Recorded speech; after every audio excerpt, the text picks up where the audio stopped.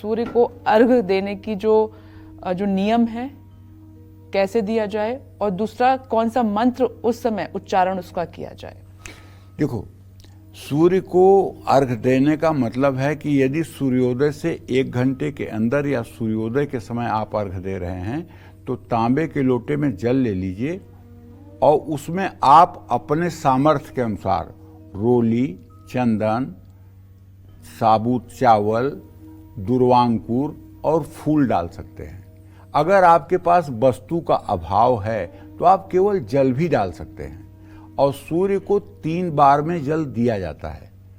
ईशान कोण पूर्व की दिशा में मुंह करके दोनों हाथ से लोटे को अपने मस्तक के ठीक सीधे भाग में रख करके सूर्य को देखते हुए 1 बार जल गिरा करके फिर लोटे को सीधा कर लें। फिर दूसरी बार सूर्य को देख करके फिर लोटे का जल गिराएं, फिर लोटा सीधा कर लें। तीसरी बार संपूर्ण जल को गिरा दें। और इस समय मंत्र क्या पढ़ना है? ओम ब्रह्म स्वरूपिणे सूर्य नारायणाय नमः। ओम ब्रह्म स्वरूपिणे सूर्य नारायणाय नमः। ओम ब्रह्म स्वरूपिणे सूर्य नारायणाय नमः।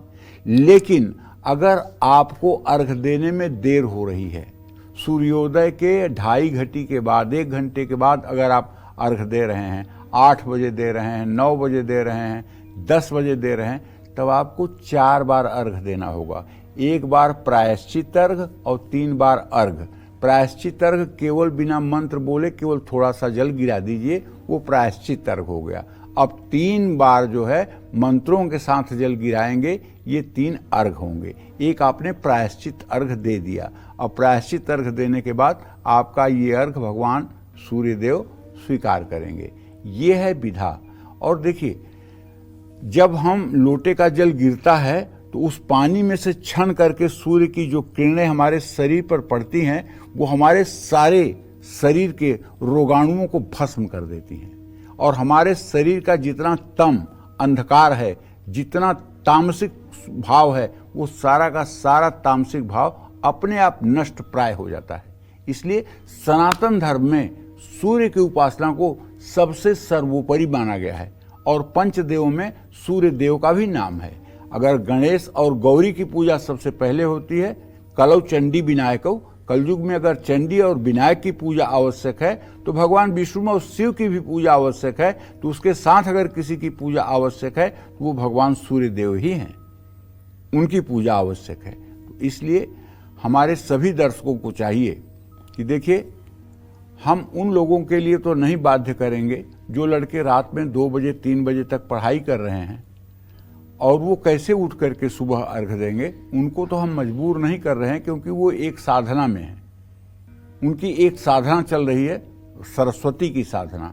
तो एक साधना में दूसरी साधना के लिए खलल नहीं। हाँ, 3 बजे 4 बजे भोर तक अगर बच्चा पढ़ रहा है तो सुबह उससे उम्मीद नहीं करनी चाहिए कि वो सूर्योदय के समय उठ करके सूर्य को अर्घ देगा। लेकिन जब उठे, जब नहाए, तभी उसे प्रायश्चित अर्घ के साथ सूर्य को अर्घ देना चाहिए, पहली बात।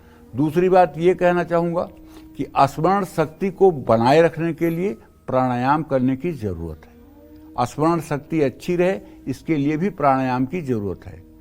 और प्राणायाम का जो मंत्र है ये आपको नित्य कर्म पूजा प्रकाश की पुस्तक है गीता प्रेस की, उसमें बहुत विधिवत आपको मिल जाएगा। और उसके बाद प्राणायाम करने के बाद भी अगर आप चाहते हैं कि आपके तेजोमय प्रकाश से ये दुनिया प्रकाशित हो जाए, तब आपको गायत्री की भी साधना करनी पड़ेगी। और गायत्री की साधना के लिए गायत्री के मंत्रों का आपको जप करना पड़ेगा। और गायत्री मंत्र जप के पहले आपको 16 मुद्राएं दिखानी पड़ेंगी और गायत्री मंत्र के बाद 8 मुद्राएं दिखानी पड़ेंगी। मुद्रा का मतलब है कि हाथों की बनावट से मुद्रा दिखाई जाती है, ठीक है। तो ये मुद्रा आपको नित्य कर्म पूजा प्रकाश जो गीता प्रेस की पुस्तक है उसमें सचित्र आपको मिल जाएगा और उसको देखकर आप समझ पाएंगे। जय मां विंध्यवासिनी।